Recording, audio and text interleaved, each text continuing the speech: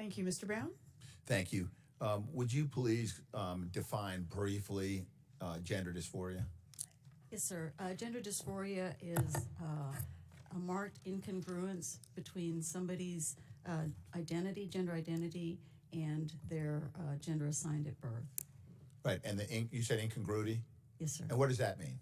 So the incongruity is oftentimes associated with severe distress and an impairment in function. Okay, fine. So let me ask this question.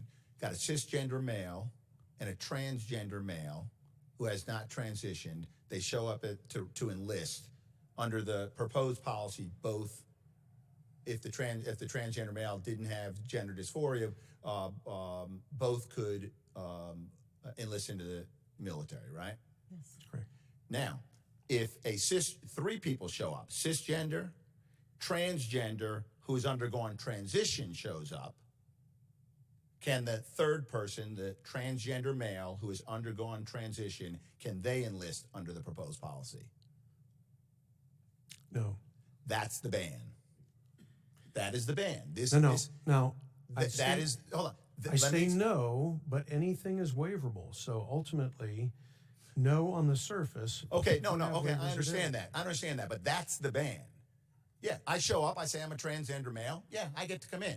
No, it's. But if I'm transgender, if you identify as a transgender male, let me ask you a question then. Let me clarify, because maybe you get my question. Hold on, no, I'm reclaiming my time. Let me re-ask the question. I'm a transgender male. Okay.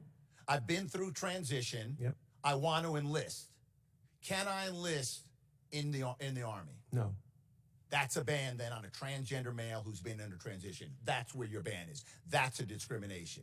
Because when you undergo, and tell me if I'm right or wrong, when you undergo the transition, you are addressing gender dysphoria, that incongruency that you mentioned, and the level of anxiety and depression and all of those associated morbidities, I think you called them, decrease tremendously. Is that right? That's correct. That's correct. The treatment of transition, or the transition is the treatment for. So you have someone who's actually taken the steps to address a gender dysphoria, and yet they're banned from entering the military. Isn't that right? Yes or no? Yes. Yes. Okay. And so what you've said, though, is there was surgery done, right? Look, no.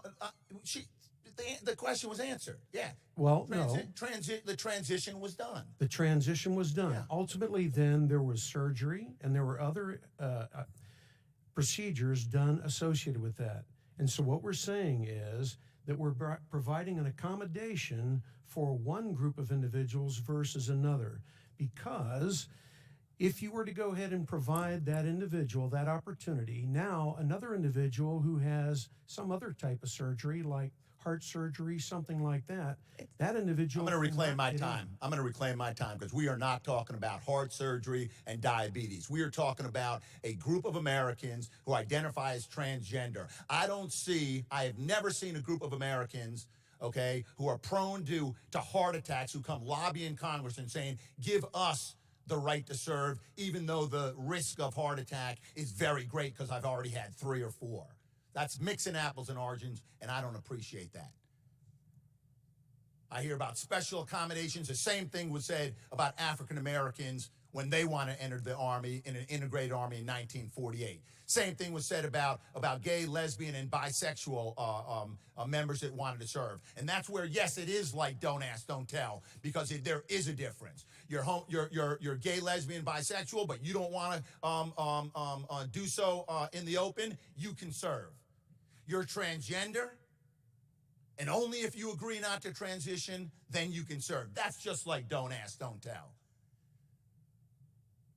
So this conversation about, well, we don't ask about transgender, we just go for gender dysphoria, and then when someone addresses it, they're not allowed to come into the military. That's a problem. I yield back the balance of my time.